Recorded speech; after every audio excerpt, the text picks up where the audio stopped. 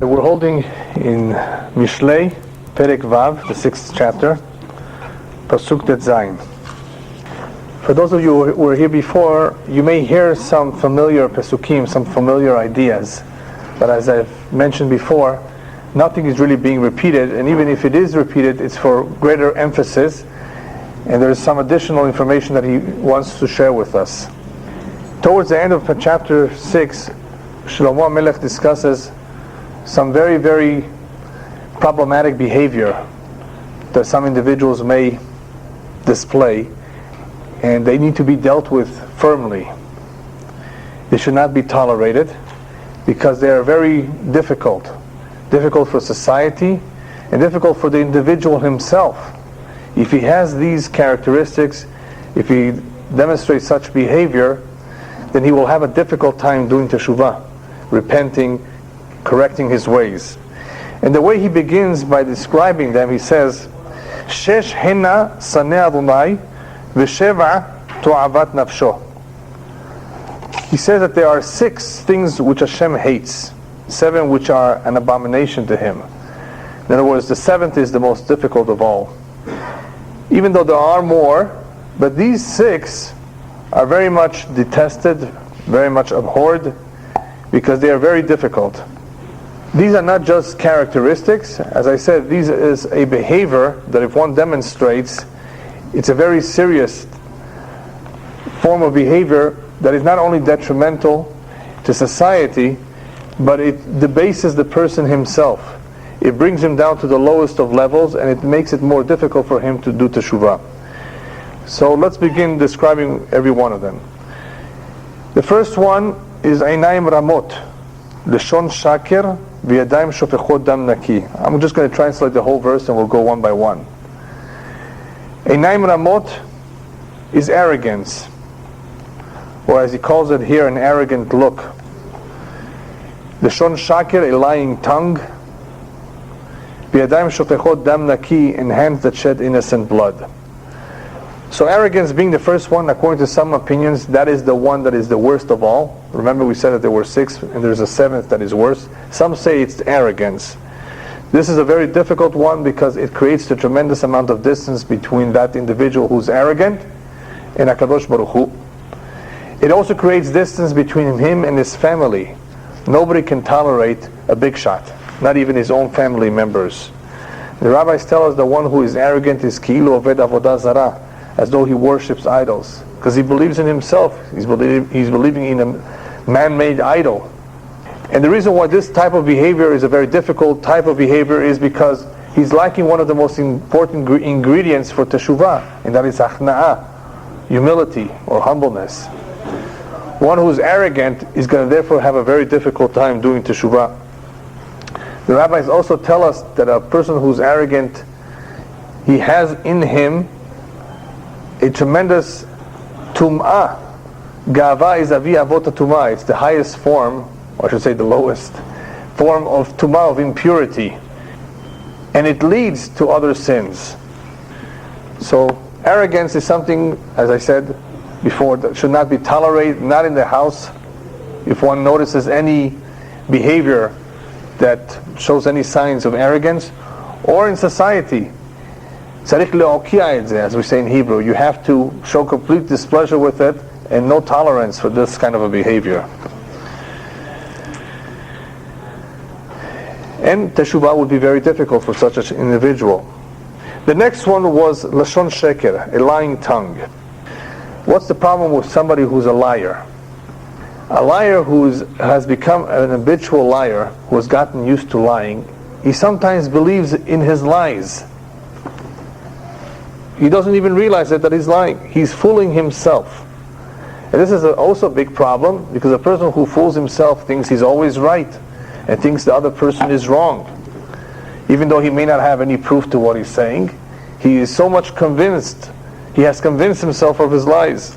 Such an individual cannot advance too much in life, spiritually, and he cannot get along with people. We're dealing with character that affects an area called Ben Adam Lechavero, between man and man. Even though HaKadosh Baruch Hu is very unhappy with this, who is this affecting ultimately? human relationships, husband or wife, friends, brothers.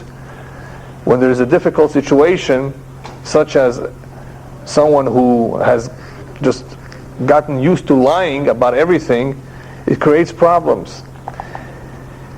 And it doesn't go away so easily, because he's gotten used to it. In the end, a liar does not win. As the rabbis tell us, "Asheket en lo raglaim." Lies don't have feet. You can't prove anything. In the end, it all falls apart. It collapses because it's a lie. "Asheket en lo raglaim." It has no legs to stand on. The letters Shin, Kuf, Resh, they don't have legs. It's all one point they're standing on. It won't last. Not only won't it last, there's a saying, and maybe you've heard it in other languages, it's in Italian and it's in other languages, that the liar, even when he speaks the truth, they don't believe him. That's the punishment of the liar. Even when he already wants to say the truth, they won't accept it. He's gotten so much used to lying that everything that he says is suspect, that perhaps it's not true. What happens to such an individual is that even at night, when he dreams, his dreams are full of lies. In other words, there's nothing in there that he should take seriously, because they're not communicating with him anything that is prophetic in nature. He's a liar, and therefore what they will communicate to him will be just lies. Nothing worth paying attention to. Nothing worth taking seriously. Rabbis tell us that the seal of Hashem is emet, is truth. Exact opposite of a lies. The whole world survives based on truth. Truth, as we will soon see, is the most important midah of all. Of all the midot that one can ever adapt to himself, it's being truthful about everything.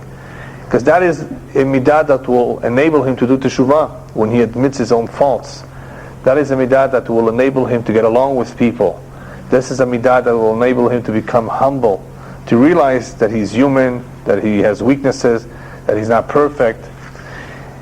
This is the seal of Hashem. In other words, Hashem is truthful, Hashem is dependable, Hashem promises, He delivers. Everything about Hashem is emet. Emet also comes from Lashon tamim, tamimut, complete. One who works on emet, he's completing himself, he's perfecting himself to the highest level. There was once an individual who wanted to do teshuvah. What was his sin? He was a murderer.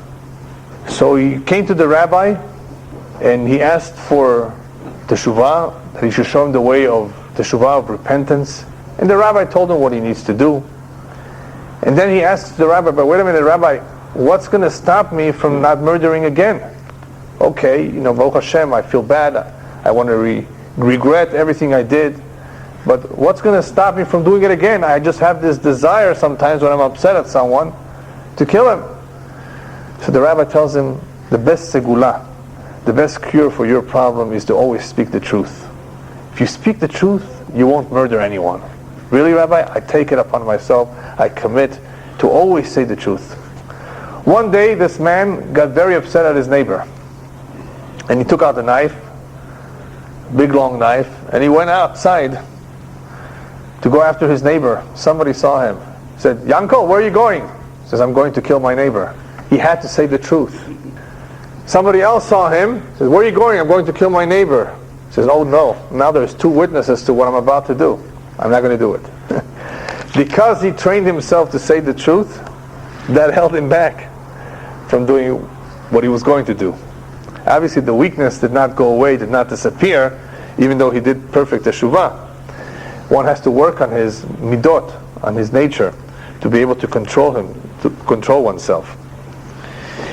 And that leads us to the third individual, a murderer.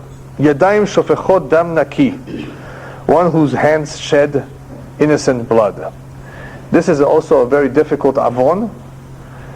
The reason for that is society cannot exist, obviously, if people would murder each other. We have to be thankful that we have a police. And even though in some countries these police can be bribed, but it's better than not having any police at all.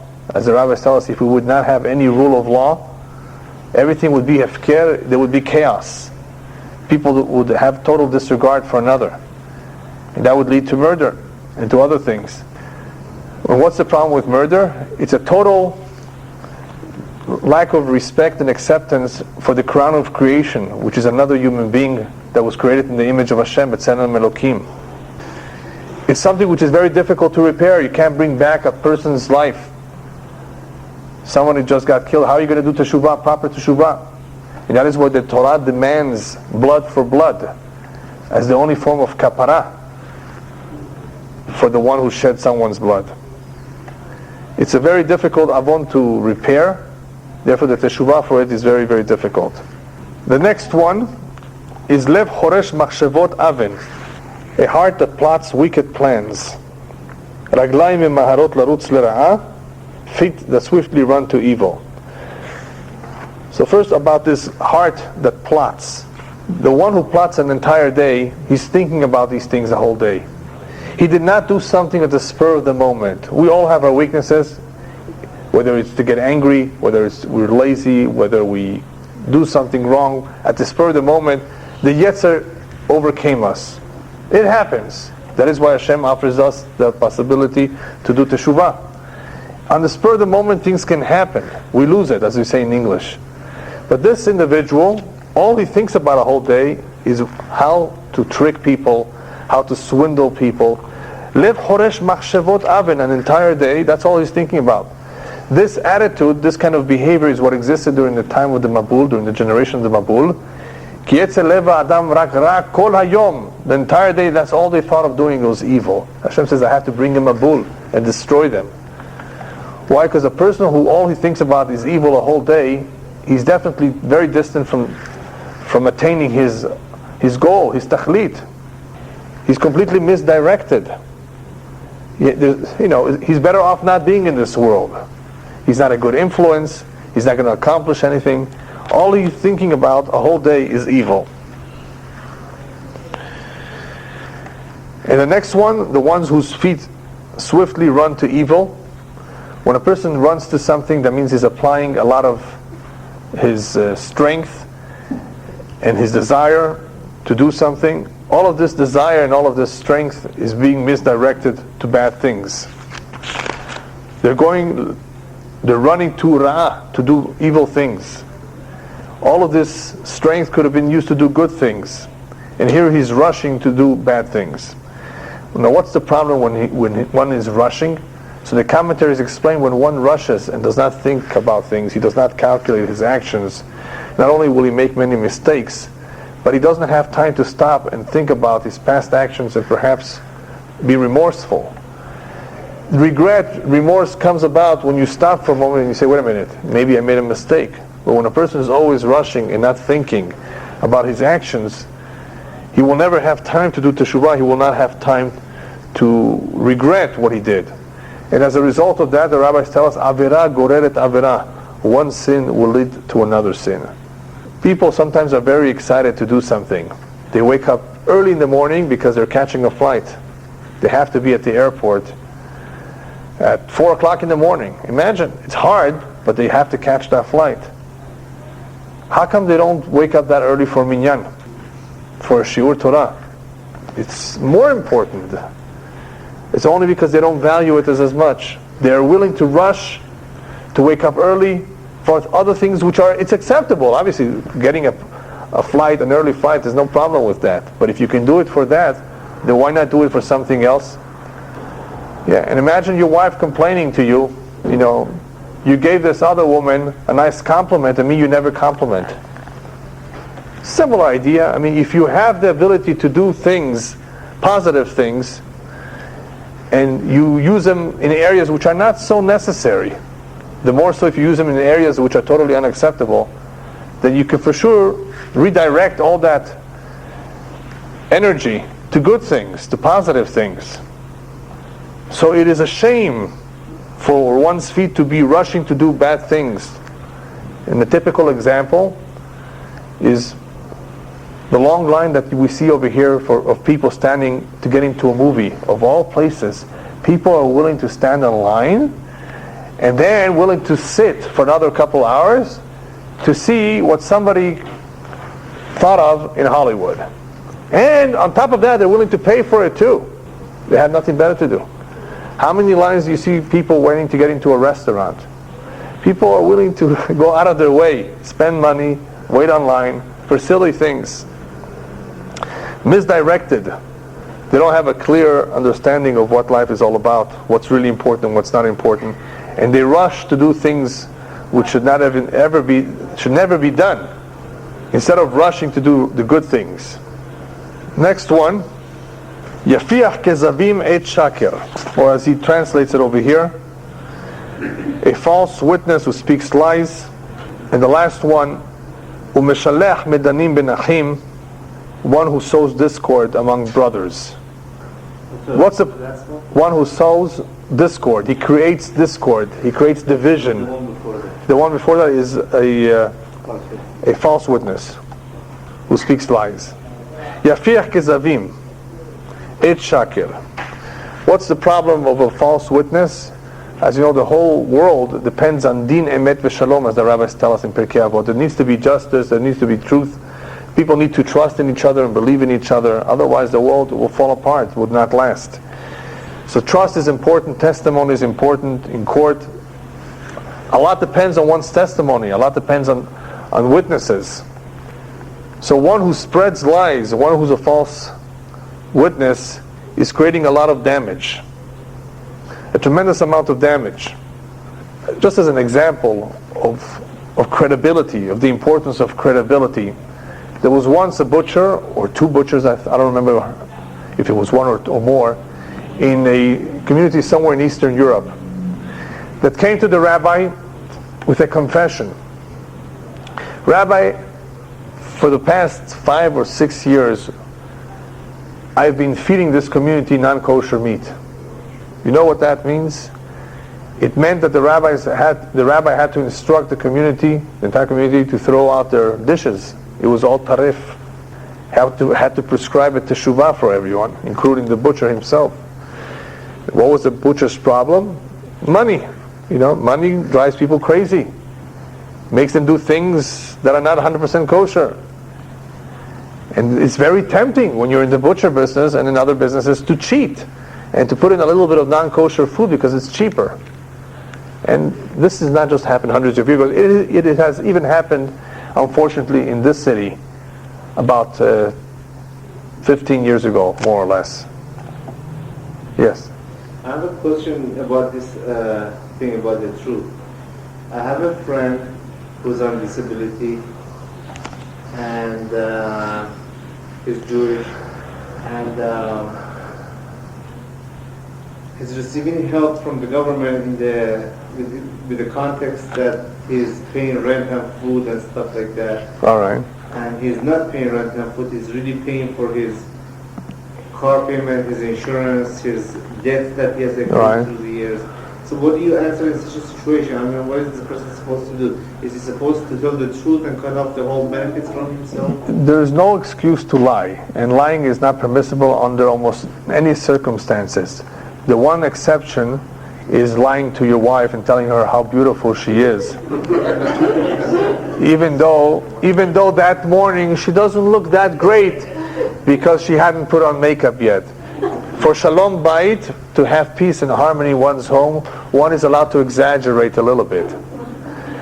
Other than that, I remember a Moshe Feinstein of blessed memory, Zechet Tzadik Livracha, who said that he feels terrible that once in his lifetime he had to lie, and he feels terrible about it. Why did he lie? He had to get out of Russia. He had to smuggle himself out, and the only way was to say some sort of lie. And here he was doing it to save his life, and he still felt bad, even though it was permissible for him in a sense. Nevertheless, he felt bad. You have to be very, very careful not to lie to children, not to get them used to lying. And every situation is different. Now, your situation is a little bit more complex, and I can't give you a clear answer on the spot because I would have to see what is exactly happening and what is permissible and what is not permissible, because the same type of question exists with income tax. You see what I mean? So every situation is different, and I would rather not generalize, because some situations perhaps there is some gray area and some flexibility, right? So I'm not going to generalize. However, lying is not acceptable, even if it's to a goy. So that's the answer as far as lying. But every situation should be consulted with a rabbi to see if it's acceptable according to the halacha, if it's permissible, in other words, and if not, then not. I read in my book at home that Yes. Hashem is Rav Chesed ve'emet, and we're supposed to be like that. Is that true? Right, but that has nothing. That the Rav Chesed ve'emet, in what context? Well, it was telling that these are, we should Emulate. the attributes of Hashem. Emulate. That's very true. To get To close be to Hashem. right, to be truthful, to be kind. If that's what you're saying, yes. Yes. That is what the Torah. I'm going to get to that. That was the purpose of the mitzvot. What is a situation that you know a lot of people, Right. they got so much money, Right. they put it in Israel or some of the places there, Right. like that, and then they go to the bottom welfare, we don't have nothing, and they get food stuff, and they get... Yeah, I've heard of a lot of people coming over here from certain countries that I will not name, but most of you maybe are aware, and claiming they have no money and taking welfare. That's totally unacceptable. That's not right. That's not fair. That's cheating the system, and that creates problems for other people. There's no permission to do that whatsoever. But there are situations where a person perhaps may have some money, but the money is tied up. You know, every situation is different. So I'd rather not generalize. Yeah, I'd rather not generalize. But you know, you can have a rich man who has no cash. He has no cash. A lot of people owe him thousands of dollars, but he can't collect. So he has the potential wealth, but right now he needs tzedakah. It's a mitzvah to give him tzedakah. No, but this person that was... No, so I'm saying, it's like, again, every situation is different, and you know, we don't have the time to go into specifics here.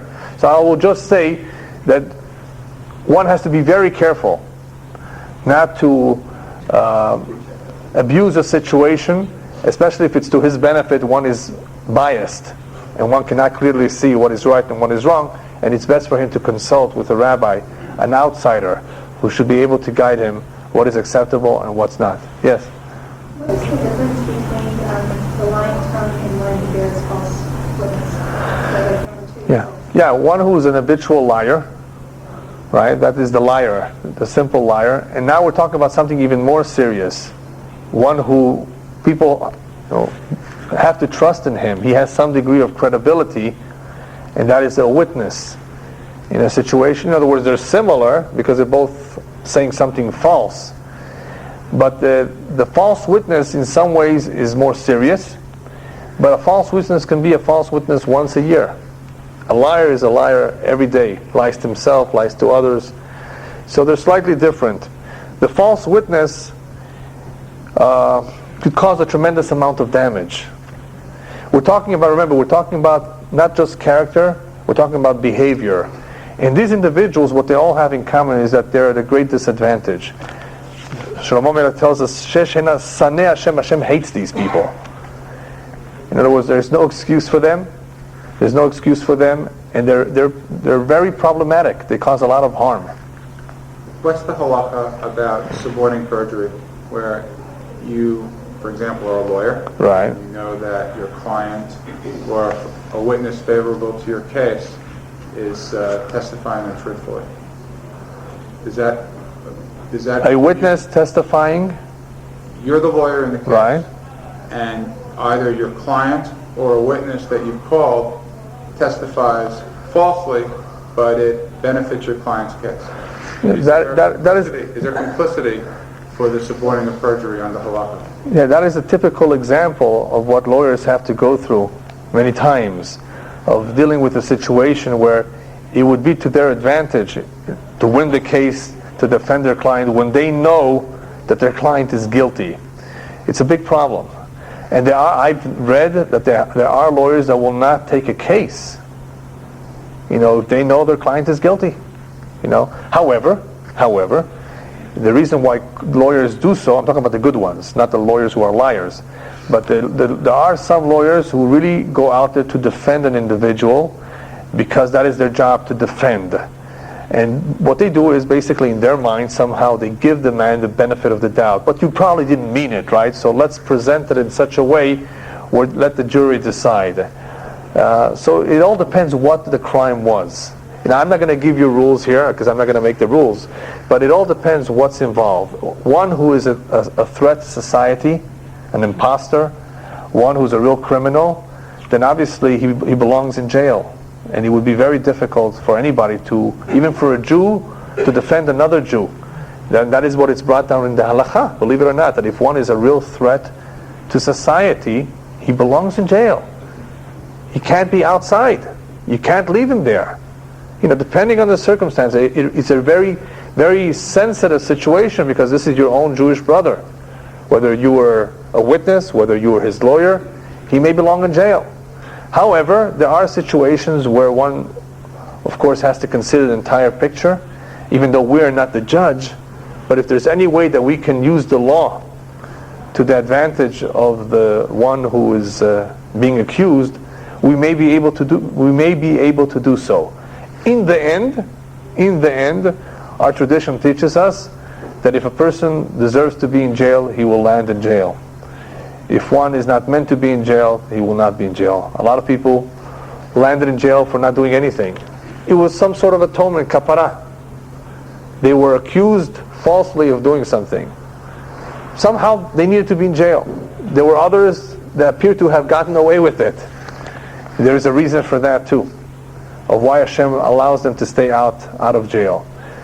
Depending on the circumstances, it's a very difficult situation for a lawyer who is faced with this dilemma of what to do, and every case has to be looked on, individually. Let's go on, otherwise we won't finish on time. Then I'll take more questions. The last one is Meshalech Medanim Ben Achim, which according to some is the most serious one of all. The one who sows discord, the one who makes machloket, the one who creates sinat chinam, baseless hatred, lashon hara, spreading the gossip. Whether he starts it, whether he spreads it, whether he accepts it, it's all the same thing. He's sowing discord, creating arguments, and this leads to khurban, to total destruction. This not only leads to a lack of unity amongst the Jews, but it creates a tremendous distance between us and our Father in heaven.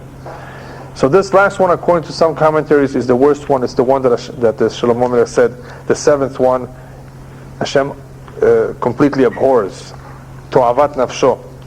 This one causes a tremendous amount of damage on a perhaps global scale, because these things spread like fire, and you cannot even have an idea of how it's going to turn out.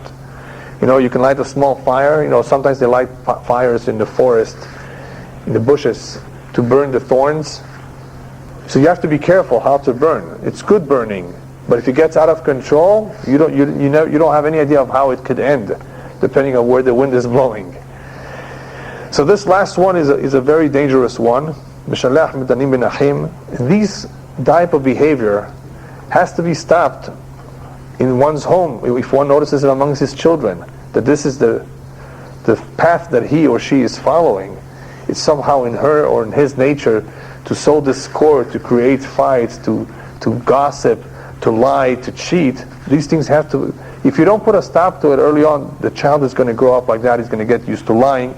He's going to think it's okay to cheat others, create division and discord amongst people, instead of doing the opposite, and that is bringing people together, shalom bayit, and so forth. So this is behavior that is totally not tolerable, and anytime it's detected, there should be a stop put to it.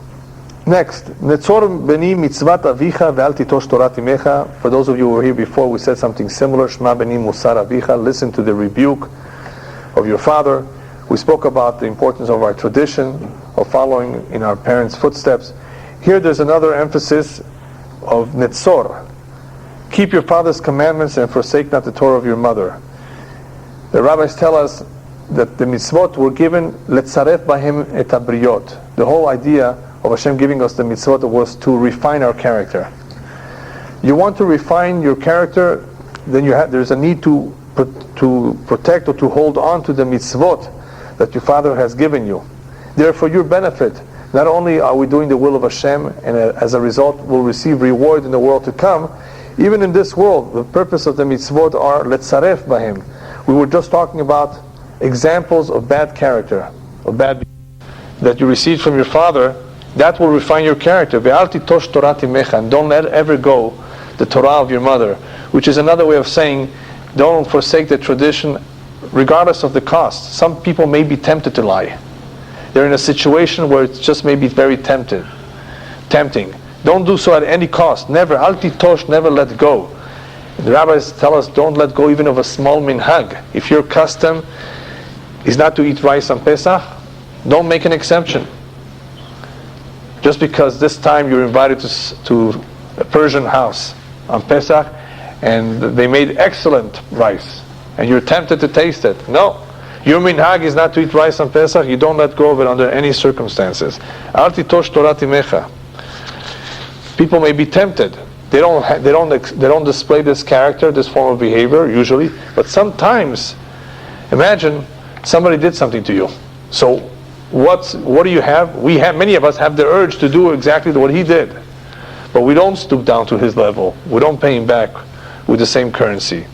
Al titosh Torah timecha means under no circumstances should you stoop down to the level of behavior that we've been mentioning up until now, at any time. Another idea behind these words is to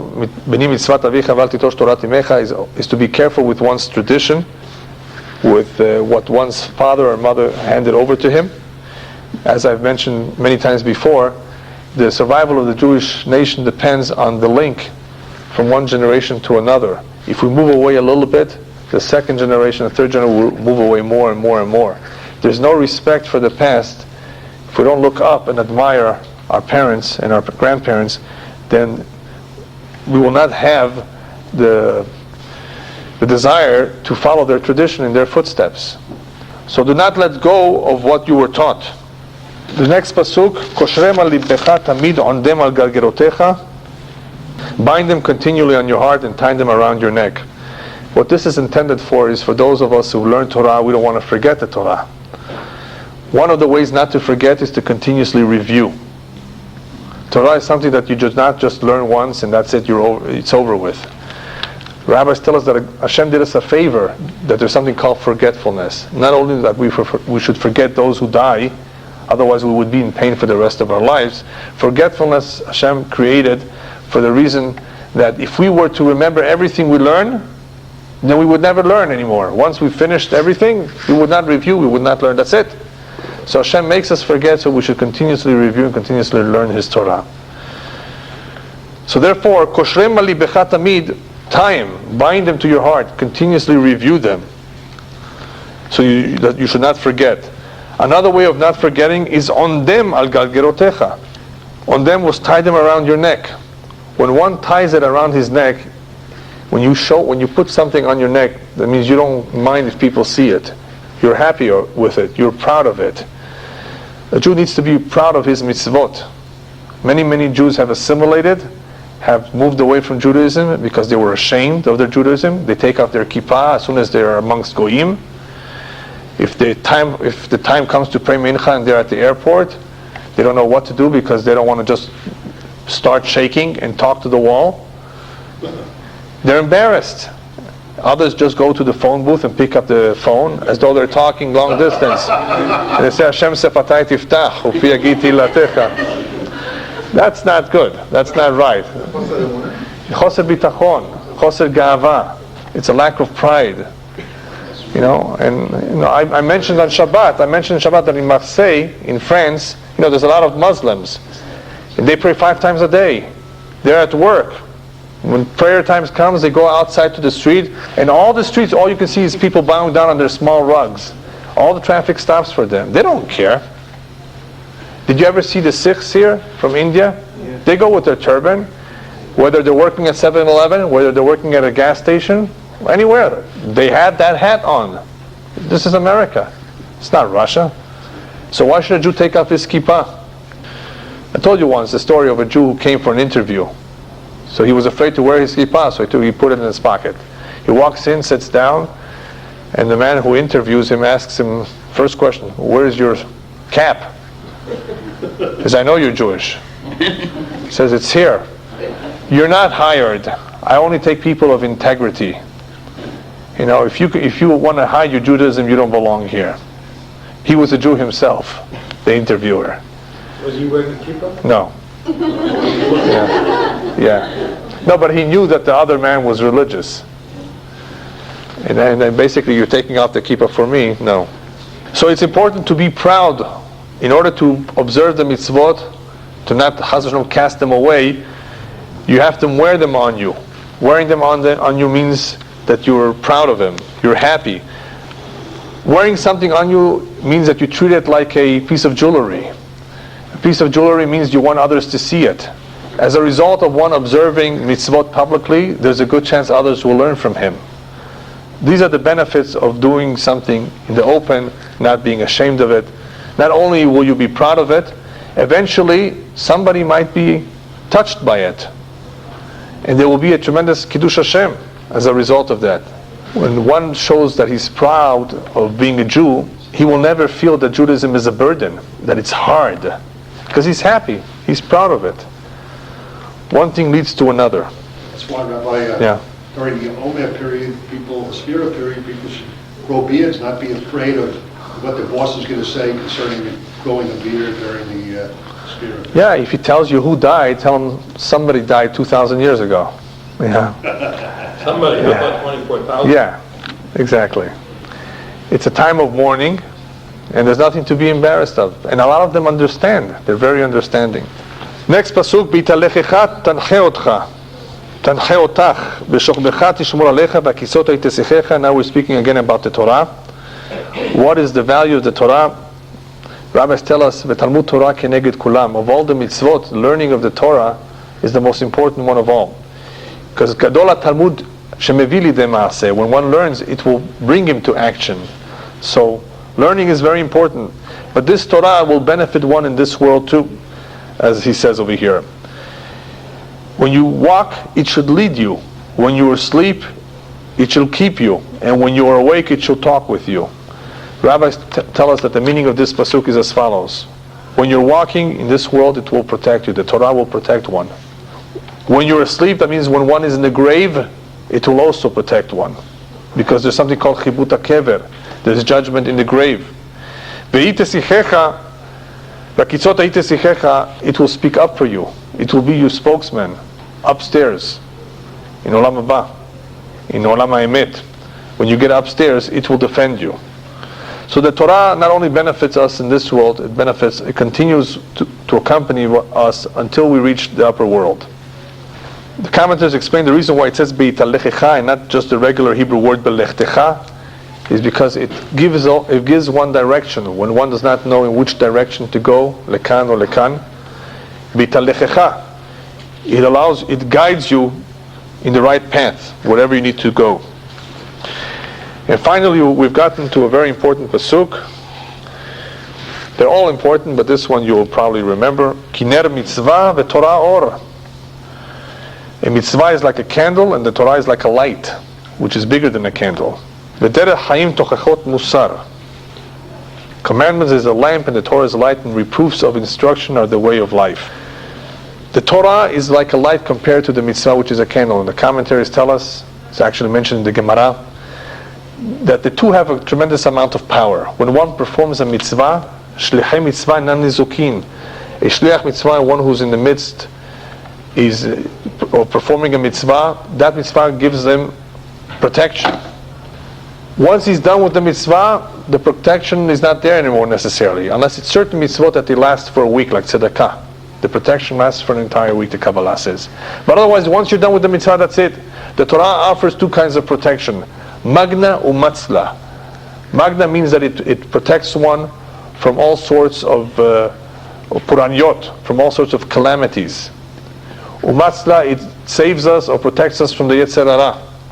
And this is true even after you've finished your shiur. You go outside, because you've come to a shiur Torah, because you've studied Torah, you have cooled off your Yetzer. You have become stronger.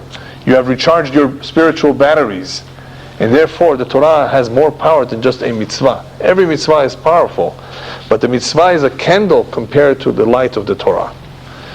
Another important idea here is that the Torah has light. What light are we talking about? So the Midrash says that when God created the world, there was a very, very powerful, special light that He reserved only for the righteous. He said, the wicked cannot enjoy and not benefit from this light.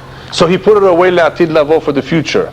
But the Zohar says, besides putting it away from the future, he also put some of it into the Torah. So when one learns the Torah, he will be able to see from the light coming from the Torah all sorts of things. Great rabbis have been able to know all sorts of things without ever going to college. That's the story I like to tell with the Chazon Ish.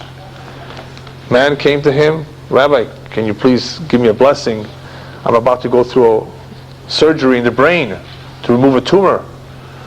So he blesses him, and then he says, wait a minute, takes out a piece of paper and makes a drawing. Tell the doctor to cut from this side and to do it this way.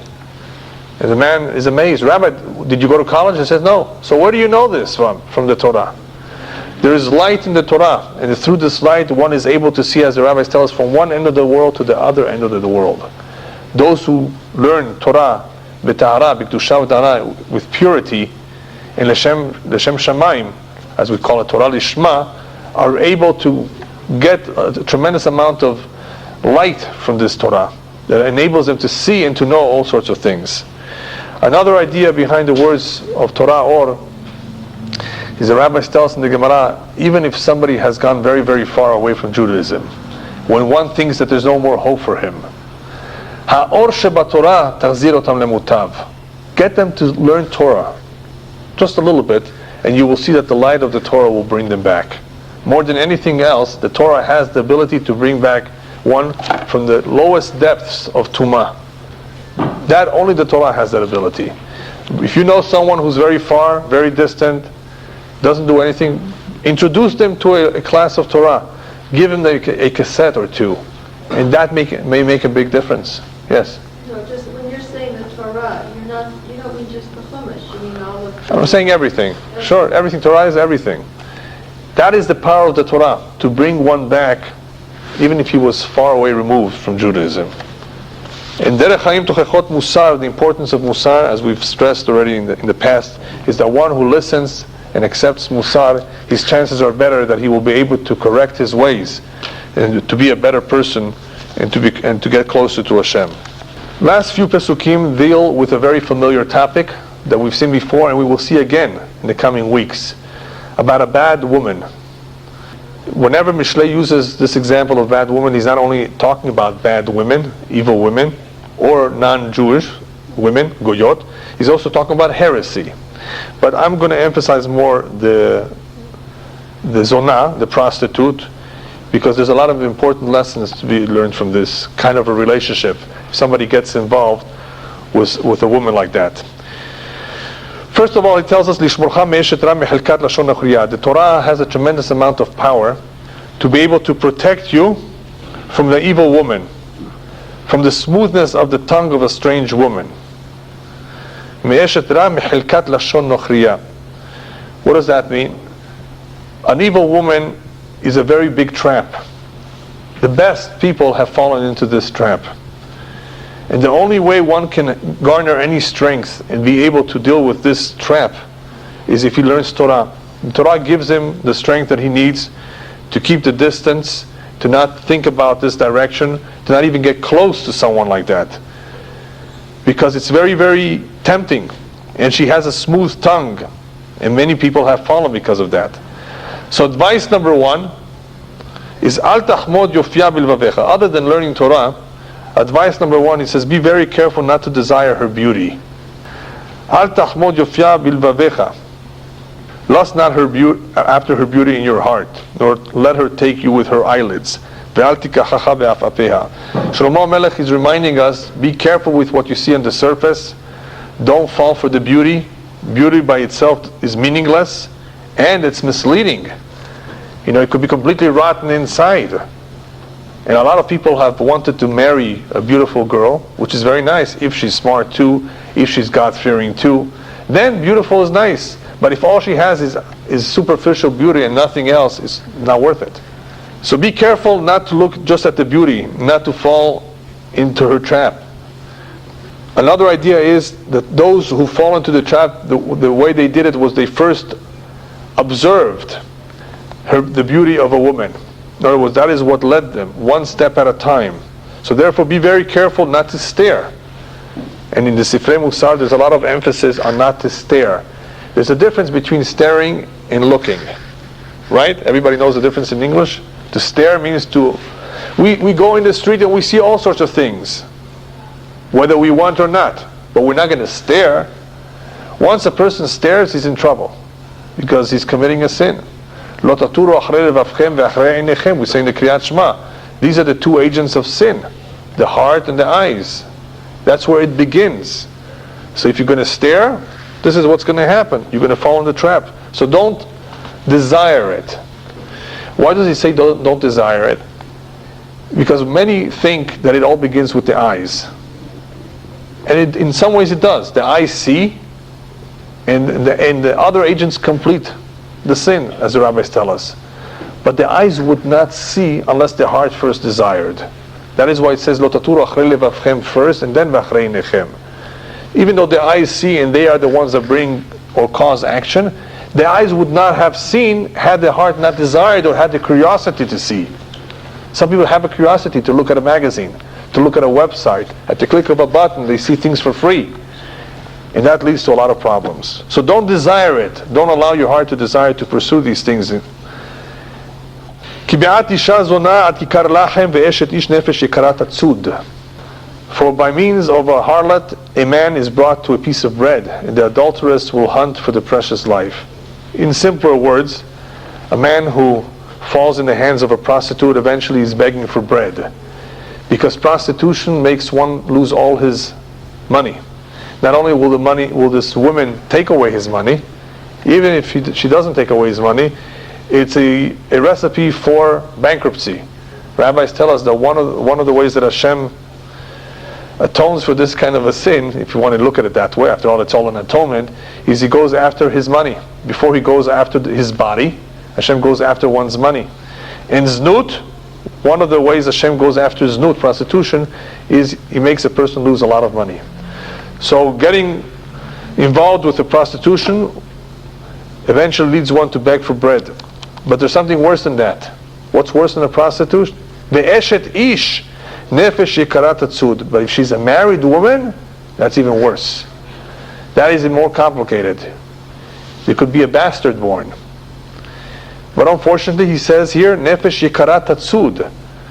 A married woman can also grab those who are precious souls. In other words, even the best of people have fallen in the hands of a married woman. One should therefore never say, it's not going to happen to me. I'm only going to go out for a cup of coffee.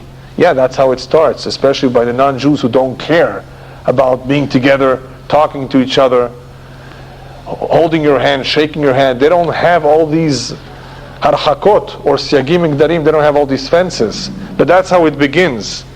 With going out to lunch. What are you doing today for lunch? We know what our red lines are, and certain things are totally off limits and totally not acceptable. Obviously, the eshet ish is a much more serious avon, and as we're going to see soon, one who falls into this trap, he's causing a tremendous amount of harm, not only for himself but to that family, to that married family, that maybe will fall apart as a result of this individual mixing in. As far as goyot, the rabbis tell us it's another set of problems. Whoever gets involved with a non-Jewish woman, he eventually comes back reincarnated in a dog. She doesn't let go of it. He comes back reincarnated in a dog. Reincarnated. Oh. In other words, not only does he suffer in this world, he's kshurabo kakelev. The rabbis tell us she's attached to him like a dog. She doesn't let go of him. In other words, he eventually has to pay for it, and he comes back reincarnated in a dog. Let's finish, and then I'll take some conclusion. So therefore, this is something that people do not calculate before they do it, and they get themselves into deep trouble later on. The next pasuk, Ayachte ish esh bechekov gadav lot tisarafna. Can one go on hot coals and his feet will not be scorched? In other words, if you get involved, if you touch the wrong thing, you're going to get burnt. One should not say it's not going to happen to me. If you just get involved a little bit, you're going to get burnt. And the rabbis tell us that's even true if you do it b'shogeg, unintentionally. Now what can happen unintentionally? You did it unintentionally. You spoke to this woman, did something that you weren't supposed to do unintentionally. What's so wrong with unintentionally? So the Midrash says, what should we feel bad about if we did something unintentionally? Not the sin itself. Al sheniftach lo petach. Yitztaer Adam al shavar avera b'shogeg, not on the avera itself, el al sheniftach lo petach. He should feel bad because now the door has become open. He's done it once, it may happen again. See, if you have never done it before, then it's hard. But once you have done something, even if you did it unintentionally, it becomes easier and easier to do it a second time.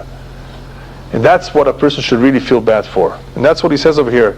Do you think you won't get hurt? You won't get burned? You're playing with fire. And the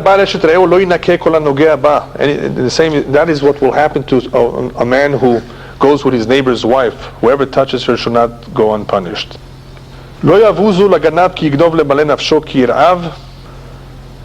not men despise a thief even if he steals to satisfy his soul when he's hungry. Here we're talking about three kinds of thieves. We're talking about the thief that steals to eat because he's hungry. We're talking about a thief that is not hungry. He steals because he loves money. And we're talking about a third thief. He's rich, but he wants more. Who's worse? The last one, right? That's what he says over here. He says, Lo yavuzu laganab ki yignov. We won't make fun of a thief that steals lemale nafsho ki yirav. He's hungry, he wants to eat. We will have some understanding for him. V'nimtza yeshalem shivatayim. And even the one who steals because he loves money, in the end, if he's caught, he'll restore sevenfold, even if he has to pay a big fine. These people can correct their sin, they can repair it, they can pay back. Et kol hon beto yiten. Even if somebody stole because he was rich and he still stole, he shall give all the goods of his house. In other words, he can still repair what he did. He can give away all his money. He has a kapara. There's some way out of it for him. All these individuals, they did something bad, they can repair it. But whoever commits adultery, no'ef isha hasar lev mashchit nafsho hu yasin. But someone who gets involved with a woman, he's hasar lev. He lacks understanding. He who does it destroys his own soul. Here we're not talking about something that you can easily repair. It's your soul that's being hurt here. And it's hasar lev, you have no heart. You've destroyed the home. You've destroyed the relationship between a husband and wife. Hasar lev means also you have no mind. You have no understanding. You don't realize the severity of your actions. This is something which is almost irreparable. How are you going to do teshuvah for something like this? What will happen at the end? Nega v'kalo nimsa v'cherpato lo timacheh. A wound and dishonor shall he get, and his reproach shall not be wiped away. There will be shame forever. It will never go away. Kalon means shame, embarrassment. It will become a scandal, and it will never disappear. V'cherpato lo timacheh, and his reproach shall not be wiped away. Ki kina hamad gaver v'lo yachmol b'yom nakam. That husband will not let go. He will want to take revenge. For jealousy is the rage of man, and he will not spare in the day of vengeance. Lo yisapne kol kofer v'lo yovek itarbe shochat. He will not regard any ransom, nor will he rest content, though you give many gifts. Ultimately, one who gets involved in this sin with a woman, with a married woman, with a goya, the shame is great, the avon is difficult to repair, to do teshuvah for, and worse than that, it says over here that lo yisapne kol kofer. Hashem will not completely forgive him, meaning that even if he's a ben Torah, he studied Torah, he will not be spared from Gehenom. Despite all the Torah and mitzvot, Hashem will not accept any bribes, even if you increase your bribes. And there's also nega. We said nega and kalo, not only shame, but nega means wounds, meaning that he will suffer some sort of disease in this world as a result of this. You're talking about We're going to finish, 1 second. One who is involved with a woman who's asura to him, who's forbidden to him, in the end will suffer therefore in this world as well. Wounds meaning some sort of disease. And the rabbis learned from this that ba'avon gilui arayot, because of the sin of adultery, individuals not only will suffer in this world, but if this is a problem of a community, there are major calamities and disasters that occur as a result of that. all the earthquakes, tsunamis, and the like are as a result of some major problem in that part of the world. And that is what Shlomo Melech is warning us over here, is this is something that you have to be very, very careful. This is not something that if you stole you can give back, something that you can easily repair. This may do irreparable damage to yourself and to others, because we're talking about the nefesh over here, the soul, that you cannot bribe yourself up with Hashem, with all the Torah that you may have learned. Obviously, HaKadosh Baruch Hu accepts our teshuvah, and if somebody is really remorseful, there are ways that he is able to repair it. Nevertheless, depending on what he did, depending on who he was involved with, it may require a tremendous kapara that will come in form of loss of money, of some sort of disease, and if he's lucky, it will be at the end of his life, when not too many people depend on him for a livelihood. Hashem does us a tremendous chesed. He's very kind to us when He reserves the kapara for the last years of our life, so that we should be able to depart from this world clean. B'ezrat Hashem will continue next week.